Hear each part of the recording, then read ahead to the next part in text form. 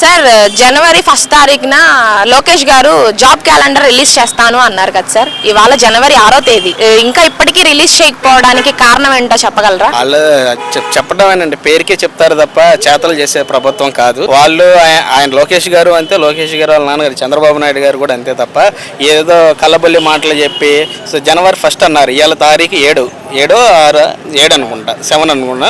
ఇన్ని రోజులు అవుతుంది, ఇన్ని రోజుల్లో కూడా జాబ్ క్యాలెండర్ ఇవ్వకపోగా అసలు ఎంతంత ఏ పోస్టులో ఎన్ని ఖాళీ ఉన్నాయి ఏంటనేది కూడా తెలియని అయోమయంగా ఉన్నారు. అంతా మేమంతా చదువుకున్న వాళ్ళమే, మేమే కూలి పనులు ఏమైనా ఉండేది చూసుకుంటున్నాం.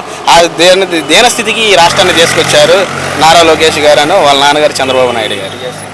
డిఎస్సి ఇస్తానన్నారు, మెగా డిఎస్సి అంత ఏమీ లేదు. సంపద సృష్టిస్తాము అన్నారు కదా సార్, సంపద సృష్టించారంటారా కూటమి ప్రభుత్వం? సంపద సృష్టించారు అని అన్నారు కానీ సంపద వాస్తవం సృష్టించారు. అది ఎలా సృష్టించారంటే వాళ్ళ టీడీపీ నాయకుల నుంచి కార్యకర్తలు వాళ్ళ వరకే సంపద సృష్టించుకున్నారు తప్ప మిగతా రాష్ట్ర ప్రజల బాగోగుల్లో కానీ వాళ్ళకి వేసే పథకాల్లో కానీ సంపద ఏమీ సృష్టించలేదు.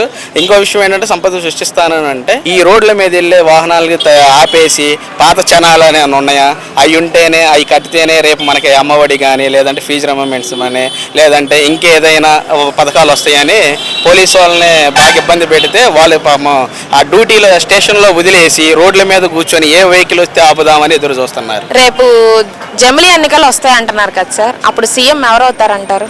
ఇప్పుడు రేపటి దాకా ఎందుకు మేడం, రేపు తెల్లారితే ఎలక్షన్ పెడితే ఎలక్షన్లో పెడితే మళ్ళీ జగన్మోహన్ రెడ్డి గారు పక్కా సీఎం అవుతారు. ఈ జనవరి నెల 27, 28 తారీఖుల్లో జగన్ గారు ప్రజల్లోకి వస్తాము అంటున్నారు.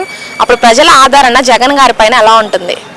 ఒకసారి ఇట్లాగే అధికారంలో ఉన్నప్పుడు చంద్రబాబు నాయుడు గారు తాడేపల్లిలో ప్యాలెస్ వదిలిపెట్టి రావట్లేదు అంటే సిద్ధం సభలు పెట్టారు. సిద్ధం సభలు పెడితే జనాలు ఏ ఎత్తున వచ్చారో ఆంధ్రప్రదేశ్ మొత్తానికి రాష్ట్ర ప్రజలకి తెలుసు.